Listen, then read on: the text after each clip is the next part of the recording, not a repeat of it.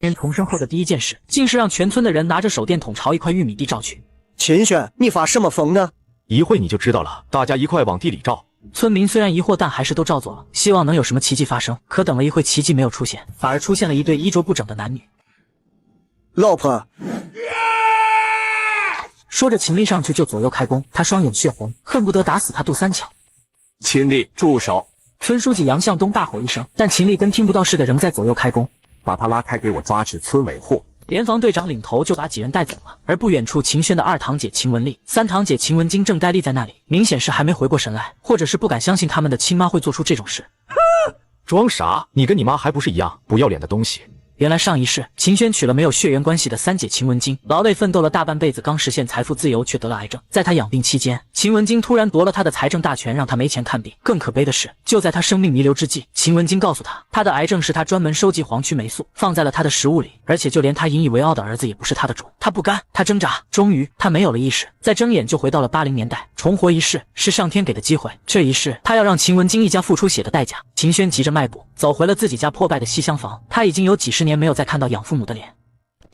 爹娘，这孩子受啥刺激了？我就是想你们了。你不才出去一会，饿了吗？我还藏了个红薯给你。秦轩的眼泪再次在眼睛里打转，虽然他不是眼前二人亲生的，但二人一直将他视如己出。秦轩把地瓜掰成3块，给了爹娘每人1块。我们不饿孩子，你吃吧。你们不吃，那我也不吃。在秦轩的威胁下，二人只好照做。看着低头吃地瓜，连地瓜皮都舍不得扔的父母，秦轩再次要潸然泪下。上一世的明天，大伯就会过来跟父亲谈，让我娶了秦文晶。估计是因为肚子里有了野种，找不到下家，才会想到我这个跟这个家没有血缘关系的人。妈的，真的是打的一手好算盘，竟然算计了老子一辈子。这一世，我会让你们一家子不得安宁。第二天天刚亮，秦轩就来到了镇上。现在这个时代，修车铺开门也早。师傅您好，有没有废旧的车条给我几个？秦轩舔着个脸，直接向人家张口就要。没办法，太穷了，兜里就3块钱，他还有别的用处。师傅看了看他，也不太在意，废旧的车条卖破烂也不值钱。在那边墙角，自己去找吧。谢谢。秦轩向人家致谢后，就跑到了那个墙角，在一堆破烂里找到差不多50根旧车条。随后他骑车又跑到供销社，花2.5元钱买了2斤肥瘦相间的猪肉。做完这一切，回到家已经是中午了，可他来不及休息，因为他要将车条磨成烧烤签子。儿子，你磨这个干嘛？磨好你就知道了。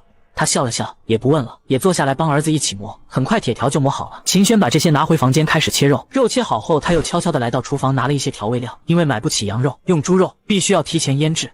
儿子，你怎么买这么多肉？这要是让你奶奶看到了，你免不了一顿打肉也得没收。我不在家烹饪，没有香味，没事的。听到秦轩这么说，夫妻2人也放心的去了地里。而秦轩刚将猪肉串好装进箱子，老太太就走了进来。你大小伙子不去干活，你浪啥呢？我今天不舒服，不干活。不干活就不准吃饭。你个龟孙揍的玩意，你不去干就得你娘干，累死他得了。老太太骂骂咧咧说道。秦轩牙根气得痒痒，也没反驳，因为这老太太说的对，他不下地，真就没人帮他娘干活了，就是骂得太难听，所以他要抓紧去赚钱。同志，你这怎么卖的？2毛钱一串，买3串还赠送一个小饼。给我来3串。我要6串，同志。人越来越多，50串10分钟就卖光了，很多人没买到，都露出了失望的表情。不好意思，各位同志，大家明天再来，明天我会多做点。秦轩给大家道歉，人都散了，他也收拾小摊，然后骑车去了国营饭店，拿出1块木炭就找到了国营饭店的负责人。您好，钱主任，我是沙河镇的社员，我这有木炭，不知道咱们这里需不需要？我们的木炭都是外地采购，用量也不是特别大。您看能不能考虑一下我们，也免得您跑外地采购，有质量不好的，我们这包退，您也能轻松找到我。头一回听说木炭还包退，有生产就有失误或者残次品，出现这种情况当然是我们负责。呵呵，你这个小同志倒是会谈生意，那你那边价格是什么价？我不太了解，您采购什么价，我就什么价给您。我们采购的不算运费的话，是2毛钱1斤。那我也按照这个价格给您，还没有运费，我给您天天送货上门。也不需要天天，我这库房还有几百斤，你先送50斤过来，好用我们再谈。好的，钱主任，谢谢您了，那我明天给您送来。跟钱主任道别，秦轩心里美滋滋，这生意谈成1天就能赚5块钱，1个月就是150。这个时代，化肥厂工人1个月才20多块钱的工资而已。他拿着卖肉串赚的10块钱，跑到了黑市，买了5斤猪肉，看到排骨才3毛钱1斤，果断买了3斤，然后又买了5斤白面，就出了供销社，满大街溜达收旧车条。升到80年代，男人不想着买彩票股票，反而是天天扛着麻袋游走在各大小型自行车修理店找废车条，晚上再将废车条的一端磨尖。儿子，你捡那么多废车条干啥？赚钱呀，爸妈，你们看桌上，这么多肉，这都是你买的吗？原来男人将废车条一端磨尖是为了串烤肉去卖，因为80年的时候，大部分地区还没有出现烧烤这个行业，所以已经上市生意就好的不行。会不会有危险？这可是投机倒把。爹，现在政策变了，国家支持市场经济，没人抓了。秦林重重的点头，也坐下来磨车条，他磨得很起劲，明显被钱给刺激的。忙活完，时间已经到了傍晚，秦轩拎着3斤排骨就去了厨房开始做晚饭。哪里来的骨头？买的呀，总不会是自己跑到家里来的。你个败家玩意，你哪里来的钱？老太太凶道，在她的心里，家里还没分家，钱都得交给她，别人就不应该有钱。你管哪里来的？我没偷你的，又没抢你的。小轩，怎么给你奶奶说话呢？秦林坐在院子里呵斥道，他一直很孝顺父母，父母说啥就是啥，从来不忤逆。腿摔断以后，就连大哥的话他也当成圣旨一样，而就因为这个不反抗、听话的性格，才让前一世遭那么多罪，那么短命。小龟孙，看我今天不揍的你下不了地，还嘴这么馋，老秦家怎么养了你这么个玩意？行了娘，小轩是出去帮人搬东西赚了1块钱，这才买点肉骨头回来孝敬您嘛。秦丽在旁边打圆场，老太太一听眼睛亮了亮，没好气的白了秦轩一眼就回房间了。秦轩也懒得跟着老太太计较，他现在只想抓紧赚钱，带着父母离开这个没人性的家，然后再找机会弄死秦丽2口子，还有秦文金，这3个人才是该死的玩意。在厨房继续忙活起来，没一会排骨便端上了桌。可当秦轩再去端玉米糊糊返回堂屋的时候，排骨已经少了一半。一顿吃不了那么多，那一半我留下了。说着，老太太扯过装菜的勺子，就拿了个盘子给老头子和他挑肉，然后就是给他大儿子一家挑，还看着他大孙子和大儿子说道：“你们爷俩多吃点，这2天都瘦了。”然后就给秦轩他们家装菜，基本全是冬瓜，然后3块小小的排骨，意思很明显，你们3口人1人1块。奶奶，你是不是有点过分了？我辛苦买了点排骨，给我爹娘增加点营养，你们倒好，全自己吃，给我们留这么点。平时你们偷吃也就算了，现在你们拿我们当什么？吓人吗？小王八犊子，你说话跟谁这么大声呢？你不就是下人吗？你以为你是谁？你拿我当下人？你拿你自己儿子和儿媳妇也当下人吗？我爹和我娘都瘦成啥样了？你眼睛瞎吗？你他妈跟谁这么说话呢？秦丽站起来，瞪着眼睛向秦轩吼道，手里还抄起一个木头凳子，那意思秦轩再这么说话就得挨揍。秦涛也站了起来，他爹动手，他可不准备看着。养了个白眼狼啊！他骂我瞎，老二，你耳朵聋吗？怎么跟你奶奶说话呢？你就愚孝！你没看你和我娘啥样了吗？就这个身板，累几年还有命在吗？滚出去！不吃就滚蛋！我买的肉，我凭什么不吃？秦轩说完，转身就走了出去。一屋子人以为他怂了，便都坐下准备开动，而这时却见秦轩拎着个菜刀就进来了，吓得王玉珍赶紧去拦儿子。秦轩一把就把他娘拉到了身后。我贱命一条，谁他妈抢老子肉，我就跟他拼命！说着就拐进了老太太房间，把老太太放到自己屋里那半盆拎了出来。你个不孝的玩意，跟谁称老子呢？你把盆给我放下！小王八蛋，你把刀给我放下！你个绿王八，先把自己头上的事摘干净再管我吧。存了3年的钱，只为买3斤排骨为父母补身子。可当他做好排骨后，奶奶和大伯竟将肉全部端走，只给他们家留下了几块冬瓜。看到这一幕的男人直接拿着菜刀对准了自己的奶奶和大伯。小王八蛋，你把刀给我放下！你个绿王八，先把自己头上的事摘干净再管我吧。你！秦丽怒瞪着眼睛，他本来就因为自己媳妇的事过不去这个坎，秦轩还这么叫他，气得他就想冲上去。可是看到秦轩1米8大个还拎着个菜刀，震慑的他着实不敢动。小轩，快把刀放下！都是你个不下蛋的鸡惯的，自己不会生，养了一个还养成个白眼狼。老不死的，再这么说我娘，这就是你的下场。够了，都少说2句，不愿意吃的滚蛋，愿意吃的吃完也滚蛋。哼，我告诉你们，以后谁再跟我娘这么说话，我就跟谁拼命，看看我是不是吓唬你们。秦轩拿着菜刀扫视一圈，拎着盆子就走回西厢房。王玉珍赶紧追了上去。秦林叹了口气，坐了下来。哎呀，你个窝囊玩意，我怎么生了你这么个儿子？老太太开始哭，开始骂自己的小儿子。骂完秦林，接着就骂秦轩，说他眼睛瞎了。老太太一哭，又把左邻右舍招来了，都趴在他们家墙根听哭的傻。老田太太哭的好像不是他儿媳妇出轨的事，好像骂的是秦轩是白眼狼。秦轩还白眼狼？那孩子从小就受苦，脏活累活都这孩子干了，还骂人白眼狼？这老太太就不是个好玩意，包括那个秦丽，从当大队长到村长，天天耀武扬威，脸都要上天了。所有活都小轩和他娘干，养这一大家子，也不知道谁是白眼狼。你这孩子今天闹哪一出？这是要吓死我呀！易安，你还没被人欺负够吗？不闹这么一下，以后咱们怎么吃得饱？尤其我还长身体呢。你都多大了，还长身体？嘿嘿，快吃吧娘，今天就是吓唬他们，你不用担心。一边吃一边看着儿子分排骨，这一块给他，这一块给他爹留着。王玉珍再次流下眼泪，这次是幸福的眼泪。秦林在堂屋喝完自己的汤，也回了西厢房，回来就要跟儿子算账。你个小王八蛋，是不是想造反？爹，我也是被逼的。你看他们做的那是人事吗？这么些年，你看咱3口人都成啥样了？我娘吃不饱，还干那么多活，晚上吃炒面来充饥，那可是给猪吃的啊！你干嘛？是我没本事，我对不起你们娘俩。爹，你别自责，以后有我呢。你只要不在愚孝，我们就一定能过上好日子。秦轩将爹娘拉入自己的怀中，安慰他们。安慰完爹娘，又让他们继续啃排骨，自己则是将160多串肉串穿好，用洗干净的尿素袋里的塑料膜把肉串缠好，然后悄悄拎到后院，用绳子把肉沉入井水里。没有冰箱，这就是最好的天然保鲜方式。二弟，小轩也不小了，也该找个对象了。有人管着他，不会像今天这么彪了。是到了该订婚的年龄，这时还得大哥帮我费心给他张罗张罗。张罗什么？咱们3口人都吃不饱，再来一口不都得饿死？你说的对，再添一口人确实更吃不饱，那就不添人了。别呀，今年先定，明年分地之前嫁过来，不就多一口人的地了吗？怎么会吃不饱？王玉珍一边瞪了一眼自己儿子，一边笑着看向秦丽。他做梦都想给自己儿子说一房媳妇，可是条件不好，一直连个上门的都没有。咱们家这条件给小轩娶媳妇确实困难，但是这孩子我们把他养这么大，不可能让他打光棍。我想了想，外面的不好娶，不然就撮合他跟他三姐吧，就当我们亲家，从小养了个女婿。你三姐嫁给你吧。大伯，你疯了吧？那是我姐姐。什么姐姐？你们有没有血缘关系？那也不行，这10里8村谁不知道？我是抱回来当儿子养的，也一直拿3个姐姐当亲姐姐，这突然改成上门女婿，肯定会被人戳脊梁骨。秦轩故意将声音放得很大，假装震惊的样子，而秦丽一皱眉，他怎么可能不知道有人会说闲话？但他女儿怀孕了，急需找个接盘侠。说就说呗，我都不怕，你怕啥？您老脸不要我得要，这是什么？好听了叫改成上门女婿，不好听就是乱伦，乱伦知道吧？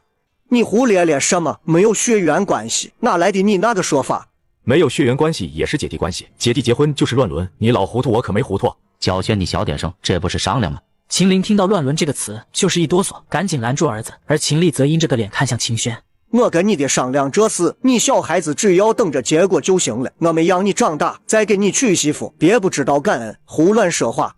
小轩说的虽然难听，但也确实会有人会说闲话。这个事你跟文京说了吗？他不是还要考大学吗？我既然来说，就说明文京同意了，学习成绩也不好，他打算放弃了。他对小轩没意见，我也没意见，就看你们的决定了。这样吧，你们3口商量一下，这事确实太突然了。小轩，你为什么不同意？爹，你不觉得事情蹊跷吗？虽然是一家人，但大伯家平时怎么对咱家的，你心里应该有数。突然要把亲闺女嫁给我，这里边恐怕有事吧？这事确实蹊跷，不会文京不是大哥亲生的吧？这话一出，秦轩忍不住笑了。他娘想象力挺丰富，不过正好大伯母搞破鞋，他娘这样想也正常。秦文京是不是亲生的我都不会同意，我又不是娶不上媳妇。小轩啊，爹妈没本事，本来你这么大，应该有人说亲才是，可是一个上门的都没有。那是以前娘，咱们马上就日子过好了。爹，你算算我那些肉串，明天能卖多少钱？32块，我早算过了。除去成本，我一天能赚23块多，一个月就是690块钱，一年赚多少？8000块。呵呵，那你们觉得我还愁娶媳妇吗？所以这娶秦文京就免了吧，不光让人家说闲话，万一他不是大伯亲生的，还会有其他事端。两口子点点头，觉得儿子说的有道理。杜三巧跟野汉子生的，他们想想就膈应。秦轩看到父母点头，露出了笑容，看来他再次回来，把大伯母的事曝光，改变了很多事。第二天一早，秦轩又带着穿好的肉串到镇上摆起了摊，生意依旧火爆，不到40分钟，100多个串就卖完了，还是有很多人没吃到，让他明天再多准备。秦轩点头答应，不过他说今天晚上就会有，不用等到明天。于是抓紧收摊，跑到了国营饭店，找到钱主任，把木炭交给钱主任，钱主任付给他10块钱。钱主任，你们这下午不做饭的时候，厨房可不可以借我用一下？怎么，你还会做菜？不是的，我最近在化肥厂门口摆摊做一点肉卖，中午的卖完了，想下午再加工一点。需要开火吗？不需要的，我就切生肉。这不是小事吗？你下午过来就可以了。秦轩连连表示感谢，然后就跑去买了5斤肉，又买了2斤面，1条大鸡香烟。买回肉以后，钱主任也没等到下午厨房休息，就临时给他找了个闲置的房间。谢谢钱主任了，您帮了大忙了。说完，秦轩拿出那条烟塞给钱主任。无论什么时代，让人家办事空口白牙，肯定不如送礼实际。小小年纪就那么会办事？爷，你这不会是新疆羊肉串吧？我这是猪肉串，羊肉不好买。哈哈，羊肉你不好买，我好买呀。买不到羊肉，我能买到啊。哦，那您老能不能一天给我搞个10斤？别说10斤，20斤也没问题。那感情好，羊肉现在什么价格啊？1块钱1斤。那看来以后要麻烦钱主任了。秦轩有点小激动，羊肉烤出来不是猪肉能比的，到时候会更香。好说好说，就是你得帮我个忙。什么忙？立马给我烤几串，馋死我了，好多年没吃过这一口了。哈哈，这个好办。钱主任立马跑去拿羊肉，还喊来一个厨师帮着切肉穿串。秦轩则来到后院生火，羊肉不需要腌制，直接就可以烤。很快，2斤羊肉的肉串就烤熟了。哇哦！你这手艺真不赖，有新疆那帮人的味道。要不你别摆摊了，到饭店来，我给你办个正式工怎么样？谢谢您的赏识，不过我还是喜欢自由一点。好，不强求，只要你经常烤肉，我能随时吃上这么一口就成。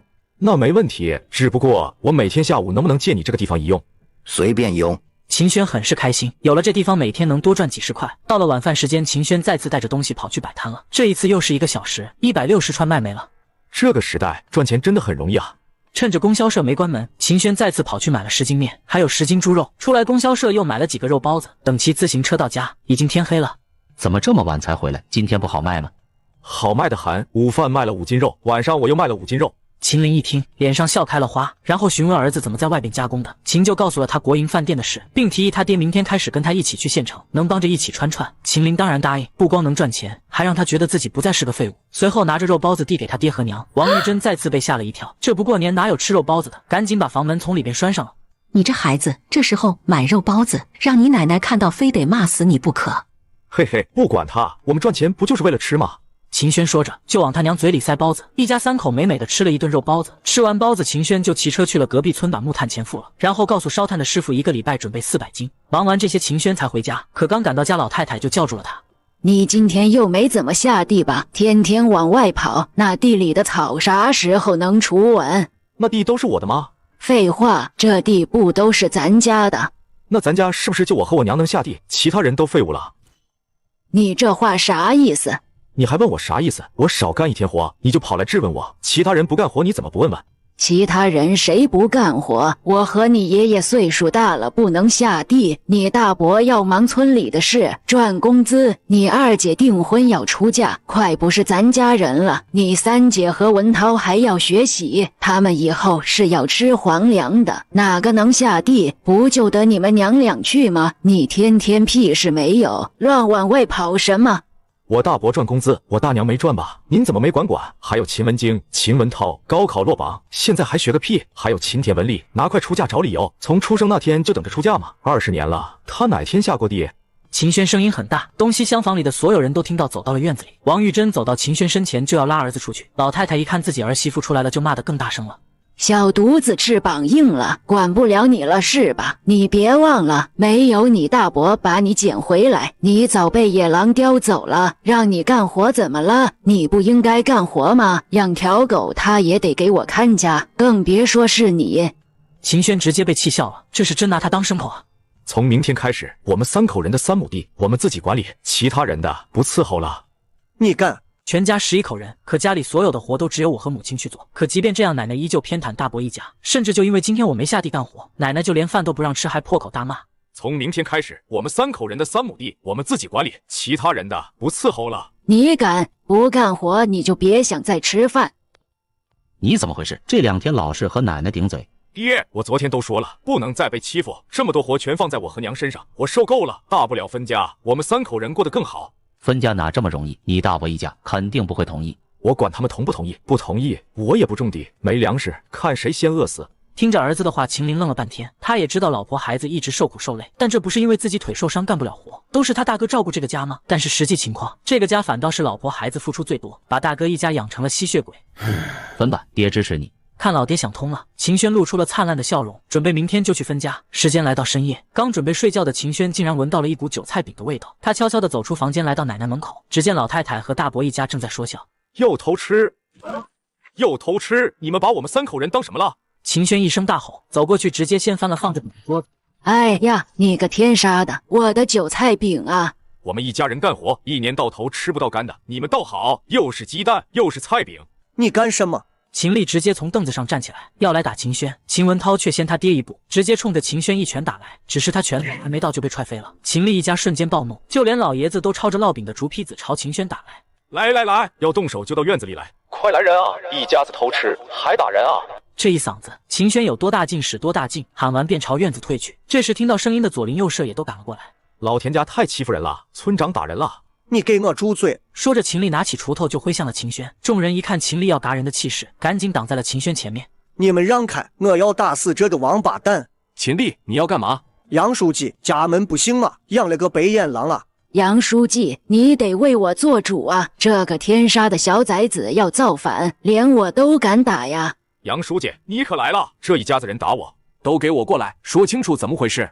你不知道啊，书记，这小子进我们家就掀了我们家的桌子，还打了文涛。那你也不至于用锄头吧？再怎么说这也是你侄子，你得给我做主啊，杨书记！家里和地里活都是我和我娘干，一年到头都只给我们喝玉米糊糊，他们天天晚上偷吃鸡蛋、烙白面饼，今天晚上还偷吃韭菜鸡蛋饼，我就找他们一家理论，他们竟然集体打我，还骂我是长工，要打死我！谁说你是长工？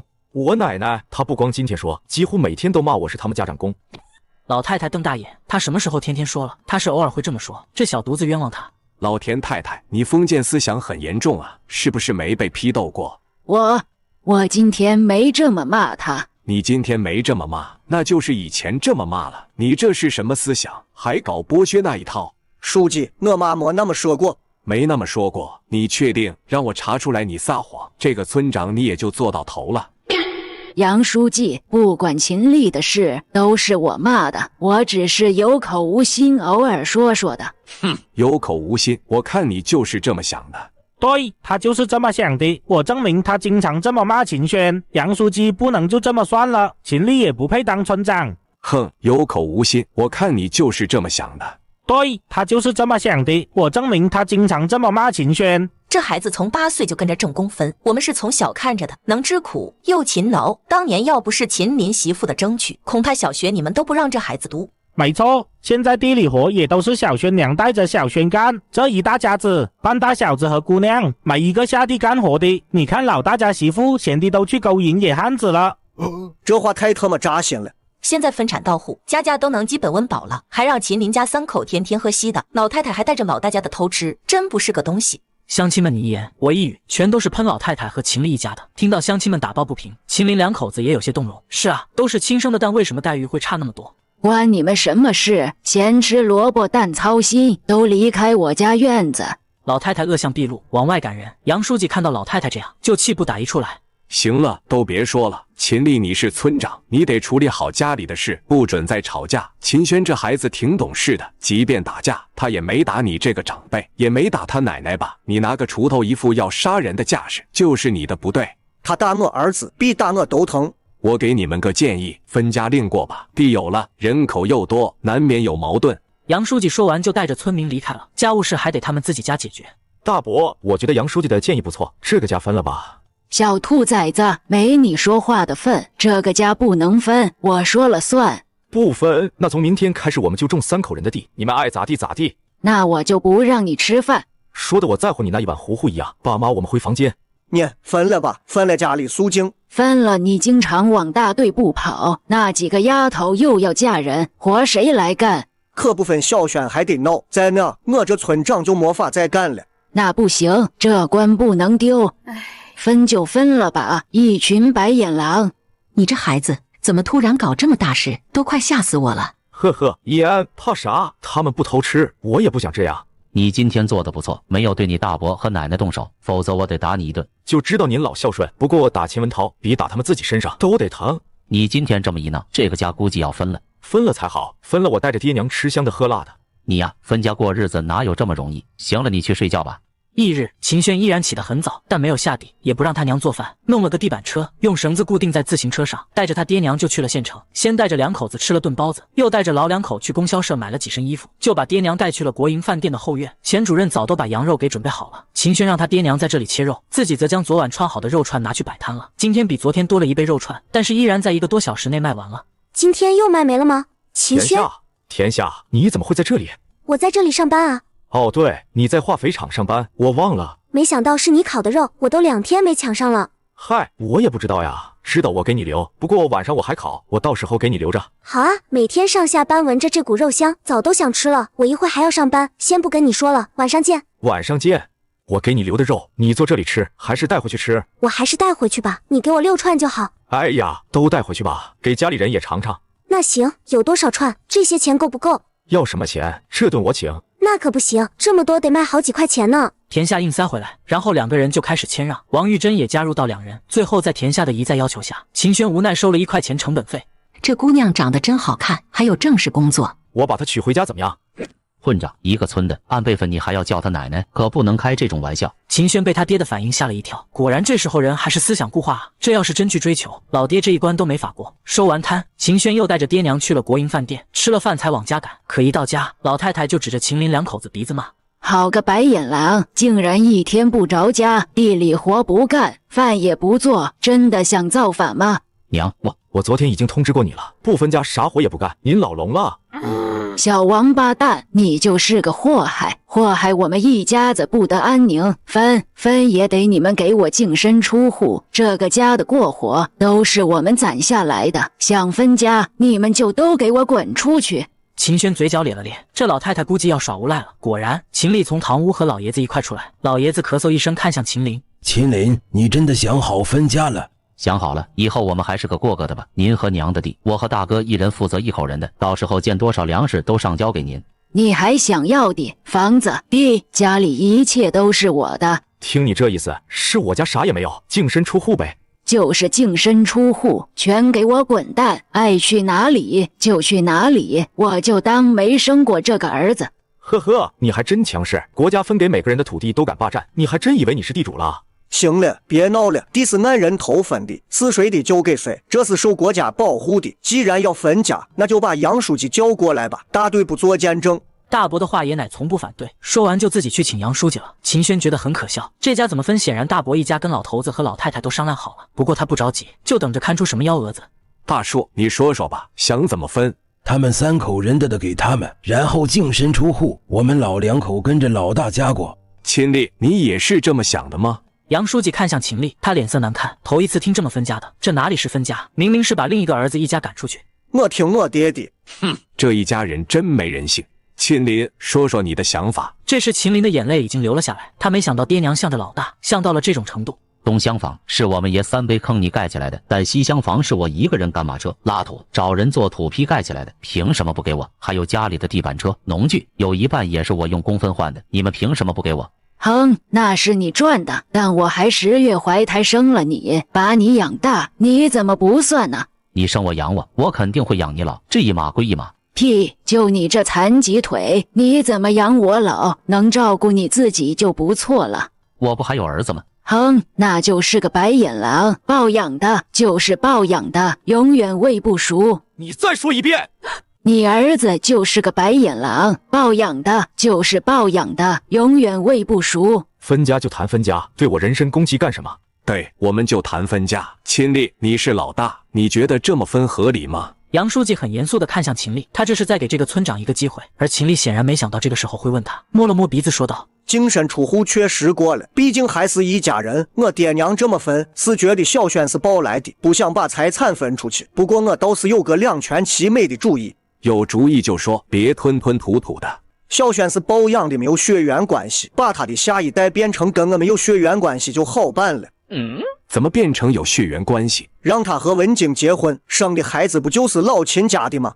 此话一出，杨书记眼睛瞪大，显得不可思议。秦轩笑着看向屋里所有人，老爷子和老太太没有很诧异，显然大儿子都跟他们商量好了。这个我倒是赞成，这样家产就会落到我冲孙子头上，我也就同意把房子分给老2他们。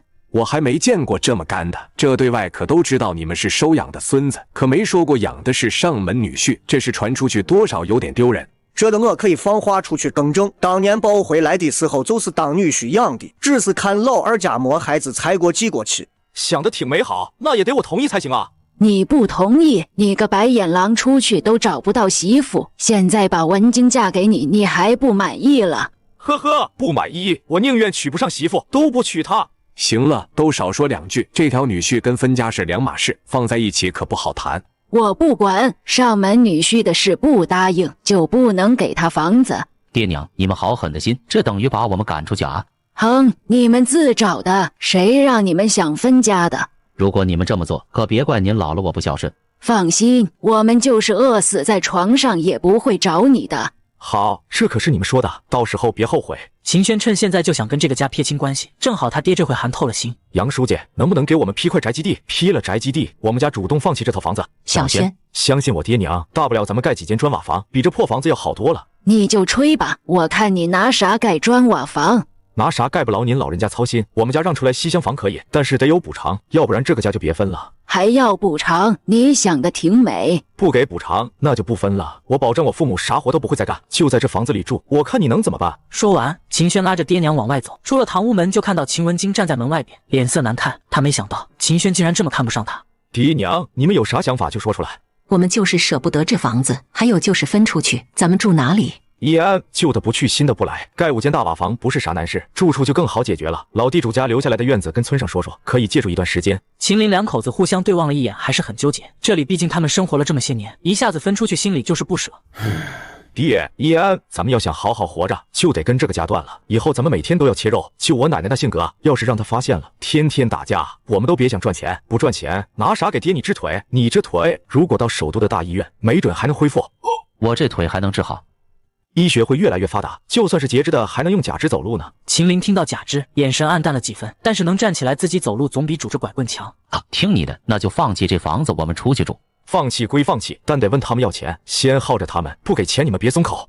跟父母商量好后，秦轩便去找了杨书记，他得提前跟村里说好住处，才能同意不要这房子。很快，他就来到杨书记家，把自己的想法说了一下，杨书记当即就同意了。您再给我批个宅基地，等房子建好我们就搬出来。盖房子可没你想的那么简单，土房也得好几百块钱，要是想盖砖瓦房，那得上2000。没关系，我能行。有志气，宅基地这2天村里开会，给你选个地方，或者你有看好的地方跟我说。谢谢杨书记，我回去跟我爹看好地方再跟您说。好，你们分家这个事你不用急，他们要想让你们净身出户，你就耗着他们，太欺负人了，我都看不下去。杨书记提点秦轩，秦轩再次表示感谢，就匆匆回了家切肉干活。第二天一早，3口人就出门了，也不做饭，也不下地。这老二家看样是跟我们杠上了。秦丽黑着脸走到堂屋，给老头老太太商量对策。秦可不知道他大伯在家憋什么好屁，他现在就着急赚钱。一早上带父母吃了早饭，就到了国营饭店的后院开始准备肉串。小轩啊，我有个想法，想跟你商量商量。您说，钱主任，能不能让你父亲也学烤串？你中午出去卖的时候，我这正好是饭店，这样你父亲就能在饭店烤，应该也不少卖。这是肯定可以，您真是太替我考虑，太照顾我了。我这么考虑也是为了双赢，本来饭店就要不断创新菜系，能在饭店里售卖，这后院就可以随便用了，不是？不管您怎么考虑，我就觉得您是照顾我。哈哈，好小子，可别那么客气了，我现在去做个炉子，一会就能送来。钱主任说完就骑自行车跑出去了。10点不到，3人就把钱主任准备的20斤肉串穿好了，他也拎着个新做的烧烤炉子回来了。秦轩接过炉子，引火烧炭，开始烤串，烤的不多，就是为了再教他爹一遍，教完就让父亲自己操作。钱主任吃了秦岭烤的串也很满意，随后便是商量定价分钱。秦轩家不出肉，只出人，盈利跟国营饭店5-5分。商量完，秦轩就出摊去了。秦林两口子也忙活起来，秦轩依然卖得很快，2小时就回来了。等他回来就看到钱主任笑得合不拢嘴，国营饭店这边竟然卖的也很好，2个多小时已经卖了300多串。这一个中午，国营饭店这边烤串的利润是240，也就是说这一个中午我们就赚了120。两口子听到这个数字，激动的饭都不会吞咽了。反应过来之后，饭也不吃了，急忙跑到后院再次忙活起来。晚上秦轩出完摊回来和钱主任算完账，也让他有点小震惊。没想到晚上比中午卖的还多，竟然有340的盈利。父母心情美上了天，坐在秦轩骑自行车带着的木板车上回了家。可刚到家就发现自家的门被锁上了。这是不让我们回家啊！我去找你奶奶理论。累一天了，不要再跟他们生气，安心回屋睡觉吧。说完，秦轩拿起一把锤子，2下就把锁头砸开了。打开房门，就招呼父母进屋休息。秦丽跟老头老太太面面相觑，他们都准备好了，等秦轩发脾气就出去跟他干一架，然后让老太太假装被秦轩推倒，摔得不能动，让杨书记来做主，让秦轩一家养他。可没想到秦轩却离奇的没有生气。这怎么办呀，娘？等着，我有办法。女人趁着深夜来到儿子门口，等儿子出门的瞬间又故意撞向儿子，然后倒地嚎啕大哭。打人了，瞎了眼了，养了个白眼狼啊！白眼狼打人了。这老太太改讹人了。奶奶要讹人，一会要有人来你就说你腿疼。你咋了？秦轩打我啊！刚才我要进门，他就把我推倒了。这个王八蛋打老人，翻了天了！说着话就向西厢房冲来，可刚冲到门口，就看到秦轩正在抱着自己二弟掐人中。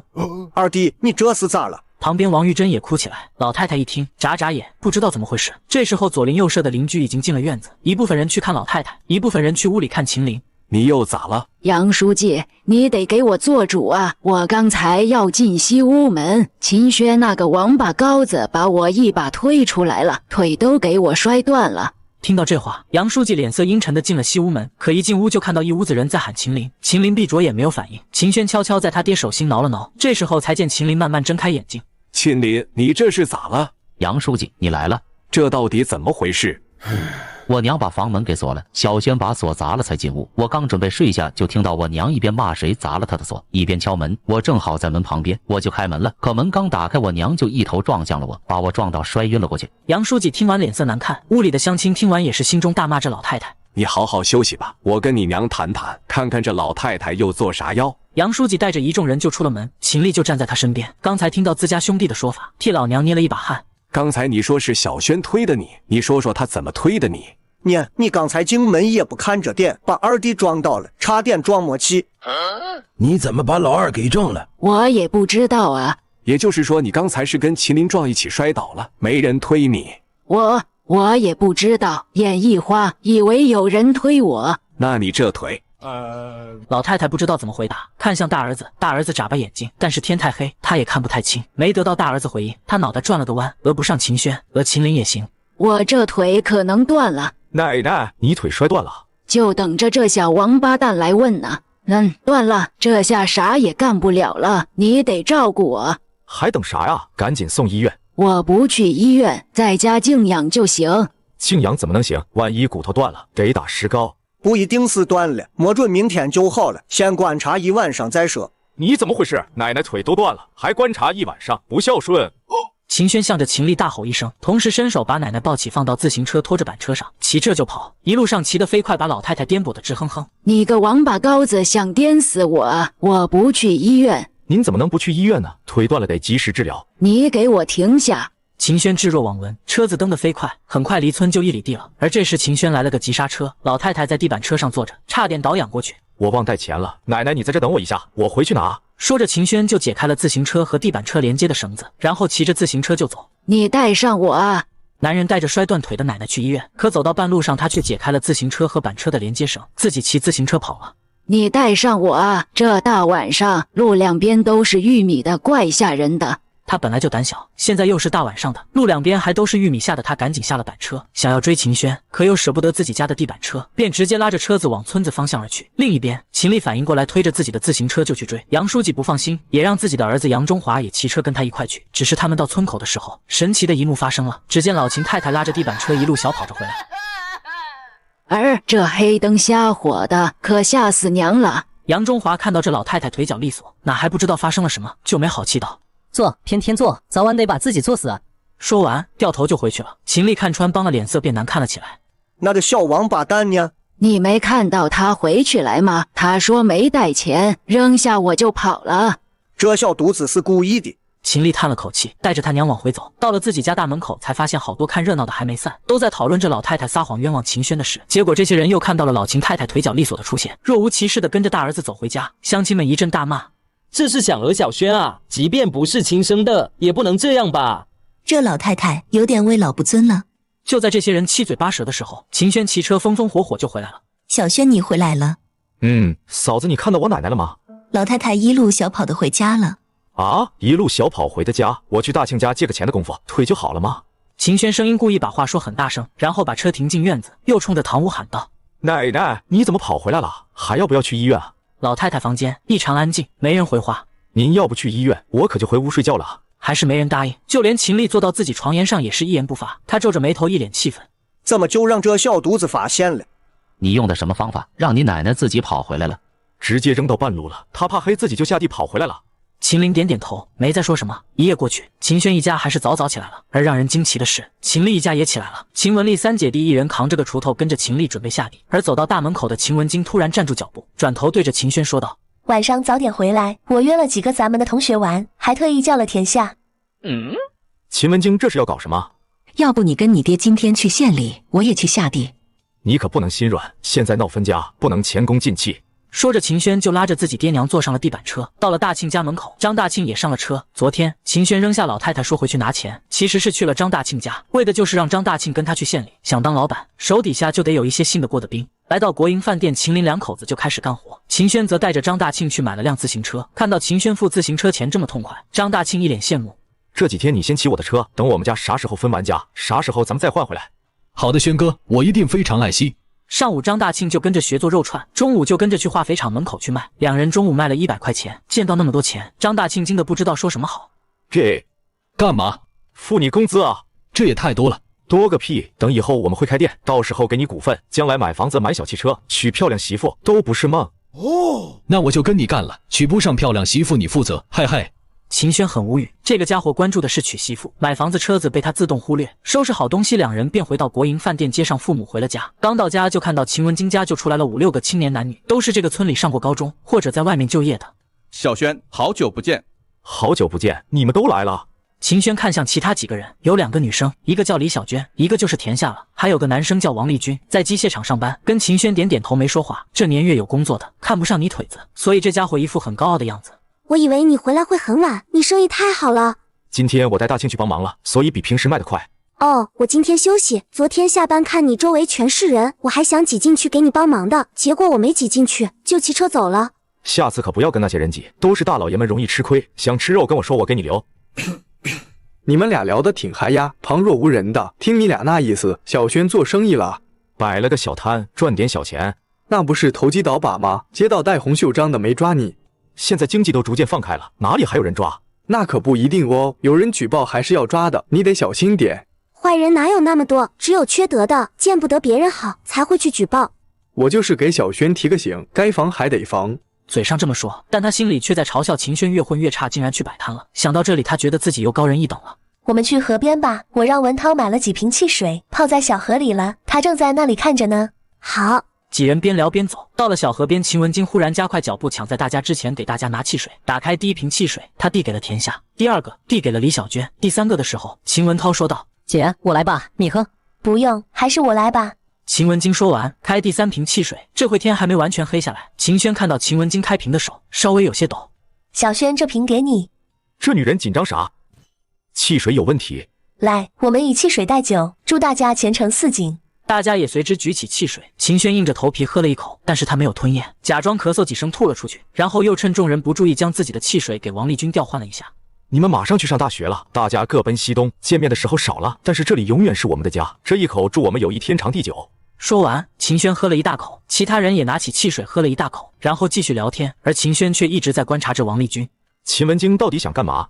我的头怎么有点晕？我怎么也头晕呢？你怎么啦？不知道，头晕的厉害。那先回家休息，文涛，跟我一起把小轩送回家。今天就到这吧，改天再找你们玩。秦文京说完，就和秦文涛扶着秦轩往家走。没走多远，秦轩就假装晕了过去。看着秦轩昏倒，秦文涛就背着他来到了一处柴草垛旁。姐，真要这么做吗？不这么做，他就要分家，以后咱们家活都得咱们干。可是这么干了，对你名声可不好。管不了那么多了，跟他结婚以后，哪还有人在乎名声？你把他衣服脱了，然后你就按照我昨晚上跟你说的，去把咱们家人叫来，尽量不要让外人知道。你把他衣服脱了，然后你就按照我昨晚上跟你说的，去把咱们家人叫来。只要二叔和婶子知道我跟他钻了柴草垛，就肯定会让他负责。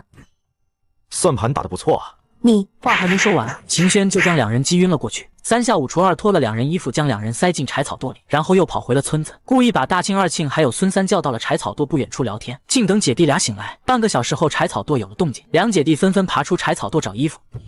我去，别声张，你们走过去晃一下。3个人毫不犹豫，按照秦轩的指示就过去了。这2天是开了眼了，前几天看杜三巧，今天又看秦文京，这娘俩都被看光了。你们干嘛呢？大庆哥不是你们想的那样。什么不是他们想的那样？该看见的我们都看见了，伤风败俗啊！是你，秦轩，你个坏种，你竟然设计我们！我设计你们，不是因为你们先算计我吗？你刚在河边给我的汽水有问题吧？我已经作为证据保存了，要不要喊乡亲们过来，我们验证一下？你没喝汽水，你早就知道我想干嘛。就你那点演技能骗得了我吗？香哥，饶我吧！上一集是他蛊惑我，我也是反对的呀。秦文涛开始求饶，他娘刚被人抓到搞破鞋，自己再和姐姐传出个啥名声，那就麻烦了，弄不好学都不能上了。说吧，你想干嘛？这女人这个年龄碰到这种情况一点都没有慌张，看来上一世对她的了解还是不够啊。你这个态度没法谈啊。你想要什么态度？跟你弟弟一样就行。你不要太过分，怎么说我们也是一家人。那算了，你们就光着跑回家吧。别走啊，香哥，我错了。我给你跪下了，现在可以把衣服给我了吗？哼，好，那我们接下来就说说家里分家的事情，不要再让你爹想着怎么把你嫁给我，乖乖的让他拿出补偿费用，我们和平分家。这是我们也没办法，家里我爹说了算呀。那他们3个嘴巴就不能严谨了，一会全村人就都知道你们的丑事了。你无耻，我们啥也没干，都是被你打阴塞进来的。他这个解释你们信吗？不信，我只相信自己看到的。我看到秦文京跟秦文涛钻了柴草垛，差点把柴草垛都干塌。对，我也看到了，还发出了哼哼唧唧的声音。你们无耻。好，我答应了，但是你得保证他们不会乱说。放心，只要3天之内你能搞定和平分家，就不会有任何传言传出去。衣服在那个杂草堆下边，自己去拿吧。你们仨把嘴巴闭严谨了，今天的事情不要传出去。放心吧，轩哥，那一家子人怎么对你的我们都知道，只要能帮助你分家，怎么着都行。好兄弟，早点回去休息吧，明天我们还得早去县里。秦文京和秦文涛怀着郁闷的心情回了家，两人进屋看到正在抽烟的秦丽一眼，像做了亏心事的孩子一样，低着头也不敢看他。爹，我不想嫁给小轩，你们还是跟二叔家和平把家分了吧。你说什么胡话呢？我都努力到今天了，不能白费。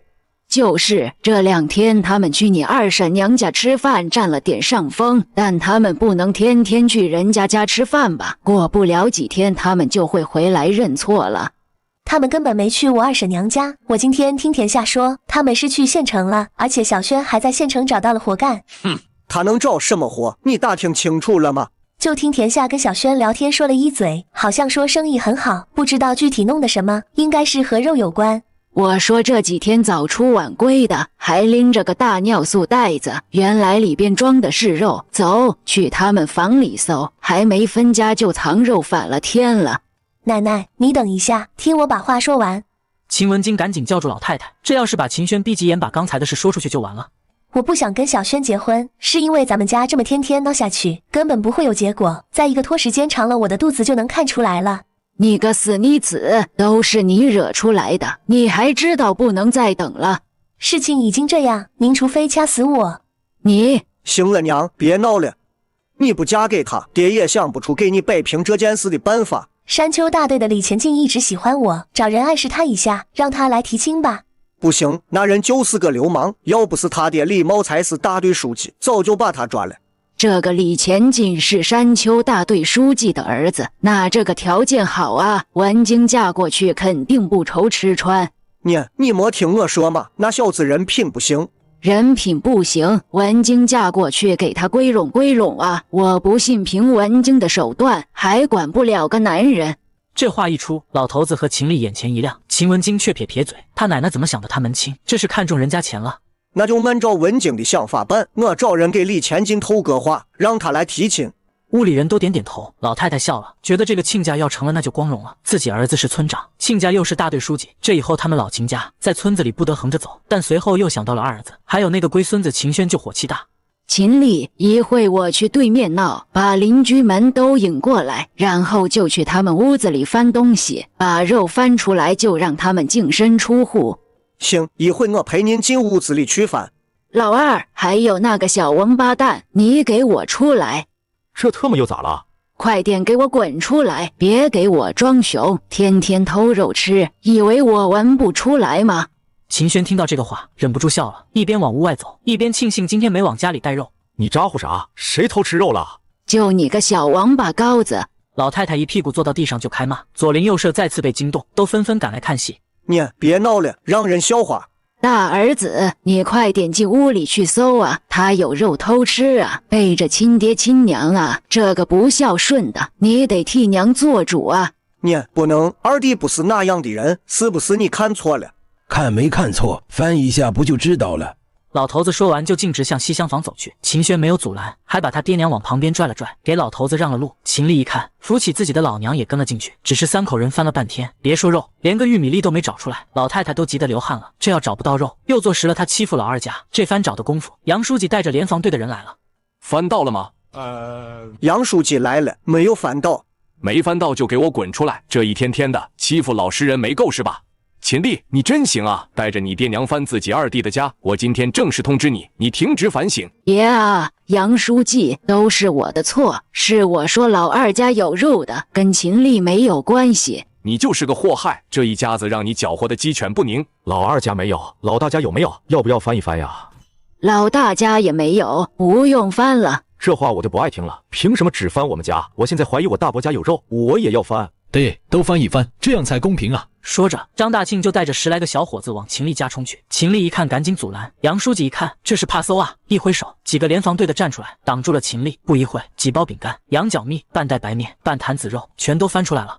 你老大家的东西可不少啊！我就说杜三桥那个娘们怎么有闲工夫找野汉子，就是吃的太饱了，饭都吃不上。我看他还想不想那事。秦林家一个玉米粒没分出来，老大家却分出来那么多，还好意思到秦林家闹？你还要个脸吗？老太太听到这些议论声，她也气啊！老大家有肉她知道，可是这羊角蜜是怎么回事？她可没捞着吃呀！我们一家人天天吃稀的，还蒙受你们冤枉。我的爷爷奶奶，你们良心被狗吃了吗？你们要不是长辈，我早一刀把你们全劈了。秦轩流着眼泪说道，他是真的哭了，因为说到自己爹娘受的罪，忍不住了。太缺德了，村长也不是个好玩意啊！关你们什么事？都嫌吃萝卜淡操心。哼，分家，你们这个家不分，我就召开全民大会，帮你们分家。分了吧。那正好，见证人还多，我们现场分家。秦林，房子还要吗？不要了，但是我主动让出房子，他们得把补偿给我。你要多少钱补偿？按照材料价不给我，也得300吧。想得美，我最多补你20块钱。行了娘，给盛林200块，这个家分了吧。200块可以吗？秦林看了一眼老婆孩子，王玉珍和秦轩给了他一个同意的眼神，他点点头，表示答应了，但是又提出新的条件。除了我屋里的东西我搬走，还有那个地板车归我，另外农具我们拿2口人用的，粮食也要按人头份，我不能让老婆孩子没吃的。这些都可以答应，但是爹娘的养老以后一家一半。哼，老人的地没有平分，房子没平分，钱也没平分，将来的费用却平分，你怎么这么脸大呢？我们相当于净身出户了，知不知道？要不你拿200块钱搬出去，剩下的是我们平分。你们要属于净身出户，200我也不会给你们，我养老也不用你们，我要跟你个废物断绝关系。这可是你说的，你可别后悔。我有什么好后悔的？啥也不能干的废人，能伺候自己就不错了。我老了也不用他伺候。老太太再次说道。老头子在旁边没有阻拦，显然是同意老太太观点。秦丽也没说话，200不给更好，他也没指望这个弟弟能干啥，就像他娘说的一样，废了。好，口说无凭，我们签字画押。秦轩转身回屋找来纸和笔，开始起草断绝关系书。断绝书起草好，老太太、老头子、秦丽都签字按手印，包括村书记签字盖村委会印章，这关系就算断了。我们会暂时借住在老地主遗留的房子里，留给各位大爷大娘、叔叔婶婶带来不便的地方，请大家多多包涵。那不是我们家隔壁了吗？我来帮你搬家。说话的是田大勇，也是田夏的哥哥，就是这样巧合，老地主家就在田夏家隔壁。好，谢谢大勇哥。10来个秦轩的小跟班也都过来，说帮忙搬家，大手一挥，带着这些人去老地主家先去打扫卫生了。虽然是晚上，但是这些家伙都跑回家把自己珍藏的蜡烛拿出来，把老地主家的院子照得透亮。这一家子白眼狼终于搬走了。老太太没损失什么钱财，感觉好像把累赘清理出去了一样，笑得合不拢嘴。翌日一早，秦轩又带着爹娘和大庆、二庆赶往城里，父母还是在国营饭店后院摆摊，秦轩则带着2兄弟继续到化肥厂出摊，生意和往常一样火爆。就在肉快卖完的时候，田夏下班也跑过来帮忙，只是田夏刚到没多久，几个小年轻就出现在了摊位前。化肥厂的工人看到这几个人纷纷退让。田夏，这是你家摆的摊吗？这是我家邻居。哦，邻居啊，那我就不能给你面子了。这化肥厂门口怎么能随便摆摊呢？我们是关系很好的邻居，赵队长，你通融一下。我作为化肥厂的安保负责人，有责任保证化肥厂的安全，厂里都不让吸烟。你这距离厂区这么近，还点火，会给生产带来威胁的。这里已经脱离厂区一段距离，不归厂里管辖吧？那也不行，我说这不能摆就不能摆。赵强脸色变得严肃，秦轩不屑地撇撇嘴。本来他就考虑过做生意摆摊会有人来找麻烦，但没想到第一个竟然是厂里的。你说话不用兜圈子，有啥要求说出来我听听。给聪明人说话就是省事，很简单，天下陪我吃个晚饭，你就可以在这摆摊了。不光我不会找麻烦，有时我还会罩着你，你可以打听打听化肥厂赵强在这一片有多好使。我爸是厂长。你是赵强？没错，我就是赵强，赵强就是我。秦轩脸色变得阴沉，因为这不是别人，正是田下上一世的丈夫，就是这个家伙天天打田下，后来还犯了事。我觉得你最好从哪里来，滚回哪里去。哟呵，你这是要敬酒不吃，吃罚酒了。你要有本事就不要逼逼，老子不是吓大的。旁边大庆二庆站起来，手里一人拿着2把车条签子，真要打起来。显然这就是武器，而秦轩却冷冷一笑，拿着扒了木炭的铁钳子在赵强眼前扫了过去，吓得赵强后退2步。好，你给我等着。赵强没动手，而是带着人走回了厂里。他不敢动手，一是因为秦轩手里有家伙，二是这个位置的确跟厂里没啥关系，打起来自己不占理。对不起小轩，我好像给你惹麻烦了。这事怎么能怪你？就算没你出现，这家伙早晚也会找麻烦的。要不要把兄弟们都叫来干他丫的？干什么干？我们这是做生意，得以和为贵。你还以和为贵？都欺负到头上来了，我估计这小子再来带一帮人。他不敢带化肥厂的人，放心吧。秦轩笑了笑，没再多说，继续烤肉串。4个人很快把肉串卖完了，然后一起去了国营饭店。几个人又在饭店的后院烤忙活起来。而这时几人突然听到钱主任在厨房发起了脾气。你们还能干点啥？不就是牛排吗？怎么就做不好呢？主任，我们这没人会做，做出来要么发硬，要么发柴，谁知道咋回事啊？不知道咋回事，当初是谁拍着胸脯说会的？不会，咱们大不了不拦这个活。你现在让我怎么跟领导交代？被你坑死了！发这么大火啊，钱主任是要煎牛排吗？是啊，县里领导请外宾吃饭，特意给我打电话问会不会做牛排，结果这货不会做，还跟我说会做。钱主任气得直跳脚，这活不揽没事，一旦揽了做不好，那他这个位置就得挪窝了。不就是个牛排吗？我帮你做不就得了？哎呦，我的大兄弟，你要能做好，可真救了老哥哥我的命了。不过你们这牛肉不行，这些部位不适合做牛排。牛排不就是把牛肉切圆了煎一煎吗？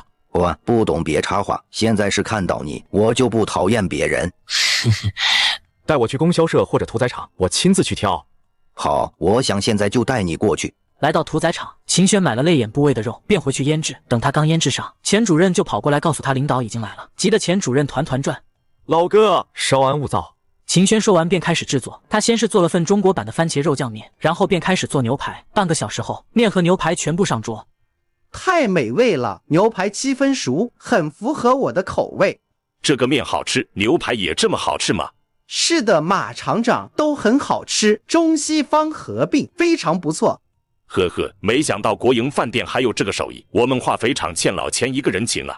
这个老钱有这个手艺不早拿出来，我都是第一次吃到。凯丽女士喜欢就多吃点，再尝尝这个。老外凯丽点了点头，然后插起凤尾虾放进了嘴里，再次点头，说了好几句美味。借着这个气氛，初步达成了协议。以前厂里买进口设备都是南方的贸易公司接洽，这次托人请来了凯丽女士，就是想在外汇券紧张的情况下，省去贸易公司赚的差价。凯丽女士跟贸易公司是长期合作关系，一般不会破例。下午洽谈还没松口，但是这晚饭吃高兴了，就松口了。我能见一下厨师吗？当然可以，把主厨叫过来，凯丽女士想见一见。各位领导好，我是这几道菜的大厨。你做的很好吃，我今晚吃的是这2年最开心的一顿晚餐，这让我想起了我的家乡。谢谢您。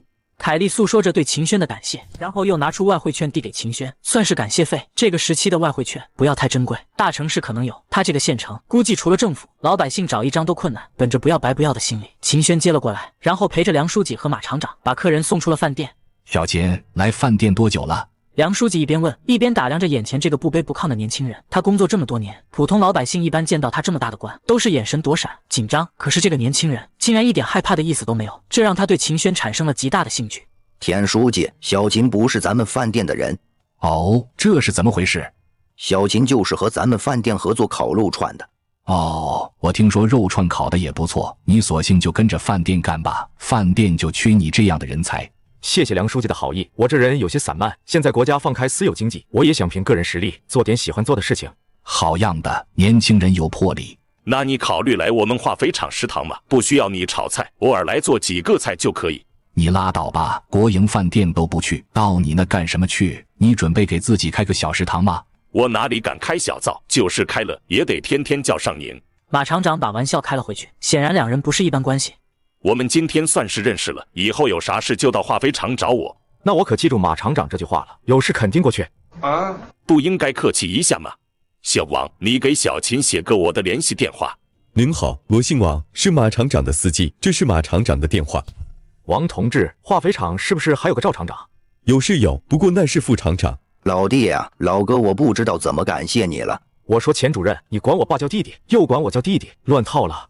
嗨，各亲个叫呗，以后你就是我钱万山的好兄弟。行，以后我就不叫你钱主任了，就叫钱大哥。钱大哥，你抓紧让厨房炒几个菜，我得带回去。今天上午邻居帮我修房子，我得请人家喝酒。好，我来安排。钱主任说完，屁颠屁颠去安排了。回到家后，几个男人刚坐上桌，秦轩就拿出来4瓶茅台，这是他去饭店前台拿酒，钱主任硬塞给他的，1瓶11.5元，平常人家见都没见过。茅台，小轩，你拿这么好的酒干嘛？我第一次跟您老喝酒，必须上好酒啊。行，小轩这孩子可以，不光干活是把好手，这说话办事也是比很多人强。您老过奖了。秦轩笑着回应，内心当中却在想，不知道您知道了我喜欢您闺女，还夸不夸奖我了？第二天，赵长带着父母和大庆、二庆赶往县里。秦轩觉得大庆已经出师了，便让大庆、二庆带的500串去机械厂门口，自己则继续在化肥厂门口摆摊。小子，剩下的都给我，我全要了。好的，您稍微等一下，我这就给您卷饼。卷个屁饼，我们直接吃。好，还真别说，真他妈好吃。好吃，咱们也烤，明天我也在他旁边支个摊。那感情好，这玩意儿不就是把肉烤熟吗？我来给你打下手，不要工钱，管我吃肉就成。几个人一边吃一边用话语刺激秦轩。吃完肉串，更是把串肉的车条往旁边的泔水桶里一扔。几位，这车条是要回收的，请各位不要乱扔。要哈，这破车条你还要啊？早说啊！想要一会自己去捡就可以了。兄弟，肉烤的不错，晚上我们再来吃，多给我们留点。把钱付一下吧，还有车条钱，一共8块。你说什么？我没听清。我说几位付一下钱，一共8块。哥几个吃东西是给你面子了，知道不？你打听打听，我们啥时候付过钱？现在付钱就能了事，如果不接受，我只能让你们去桶里给我捞签子了。敢跟我们这么说话，你是吃了雄心豹子胆吧？二毛说着就一个大摆拳照着秦轩面门砸去，秦轩没有躲闪，直接抬胳膊挡住这一拳，另一只手一个大耳刮子就呼在了二毛脸上，直接就将二毛呼晕了过去。其他2个混子见状纷纷出手，只是就在俩家伙向秦轩挥拳的时候，身后脖梗一人挨了一手刀，差点砍得2人昏死过去。俊哥，浩哥看到出手的人，就像耗子见了猫一样，恭敬地打了声招呼。秦轩也很诧异，出手的人他认识，正是马厂长的司机王同志。你他妈正事不干，又在欺负人是吧？俊哥，这都是误会。带上你的人赶紧滚，再让我发现你欺负人，见一次我打你一次。是。站住！这位兄弟，还有事？你是不是忘了啥？浩哥眨眨眼，突然想起什么，拍了一下自己的脑门。给钱，我给钱，多的不用找了，是对那些签子的赔偿。晚了，肉钱5块，签子你得去桶里捞。俊哥，我错了，给弟弟求个情吧。我没那么大面子，你把人家签子扔水沟里，你不捞谁捞？这位兄弟，能不能看在我哥的面子上，饶了我这一次？你哥是谁？浩哥转头看向军哥，秦轩一看，心中了然。我不认你，更不要跟我扯上关系。饶了你也不是不可以，说出是谁让你来找我麻烦的。算了，我去捞签子。宁愿去捞签子，也不敢得罪赵强，还是学道上的人，讲义气。如果是前者，那赵强父子能量不小；如果是后者，那这浩哥很敬业啊。保护客户隐私是成为社会人的第一要素，人才，绝对的人才。算了，不用捞了，你可以走了。感谢兄弟高抬贵手，我王浩记住这份人情了。谢谢王同志，仗义出手。不用客气，下班正好碰上了，你得罪什么人了？那家伙不正在看着呢吗？秦轩向赵强方向努了努嘴，王军顺着方向看过去。赵强看到王军看过来，赶紧低下头，转身走回保卫科。我说你怎么打听赵厂长？原来是跟这小子有关，你以后小心点，他应该还会找你麻烦。没事，对付这种人我有的是办法。下午秦轩还是在化肥厂出摊，今天摊位受了点影响，化肥厂门口来了好多拉着板车买化肥的农民，都是因为化肥一袋涨了5块钱，想买便宜的就都跑来厂里问，但是得到的答案都是厂里不卖，让他们到供销社采购。秦轩本来没觉得这是蹊跷，但是化肥厂的安保人员在赶人走后，又悄悄告诉这些农民，城西的一家经销点只涨了2块钱一袋。秦轩察觉到这里边有蹊跷，尤其看到赵强看到那些农民去他们介绍的经销点采购去了，笑得合不拢嘴。正想着怎么对付你呢，自己送上门来了。